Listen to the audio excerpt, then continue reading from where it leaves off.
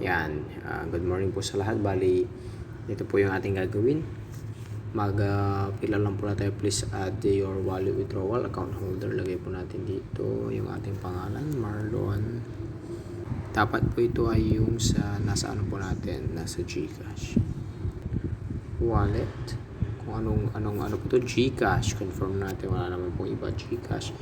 And then yung ating GCash number. 6, yan. Double check po natin before we click. So, first time ko po ito, makikita nyo po yan kakapila ko lang po. Marlon JR, A. De Vera, GCash, 0954504396. Submit po natin. Okay, pending success. Yan po. Bali nakikita nyo po yung income wallet natin. Meron po tayong naipon na 433 pesos. Galing po yun sa pag-rate. Yung personal wallet ay yun po yung nag-cash in po tayo nung umpisa po natin sa mga. So, dito po tayo.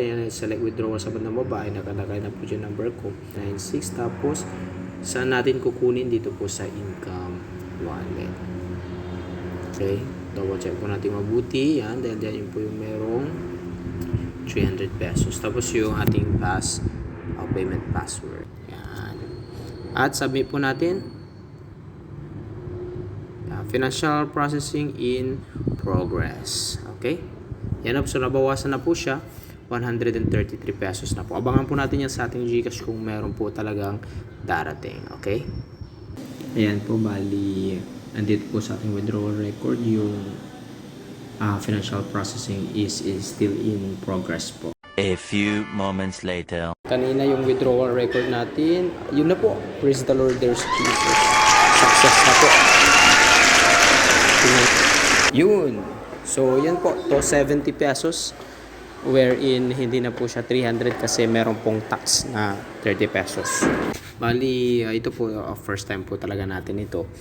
At kung napansin nyo kanina, 300 ang minimum at bakit ako naglabas dahil hindi naman dahil sa malaki kundi gusto natin kasing alamin yung pagiging legit nung processing pagdating sa payout. Wala po tayong invite, hindi po ako talaga nag-invite pa kasi 'di ba meron po yung ibang mga online earning apps na kailangan mo mag-invite dahil kapag di ka nag-invite kahit anong ginawa mong pag-rate, pag manonood ng videos o kung paano kumikita doon ng walang invite ay hindi naman legit na napaprocess kasi kinakailangan pa rin ng invite.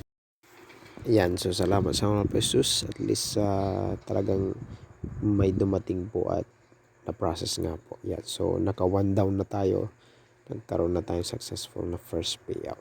Abangan po natin uli yung susunod sa Habang Pesos.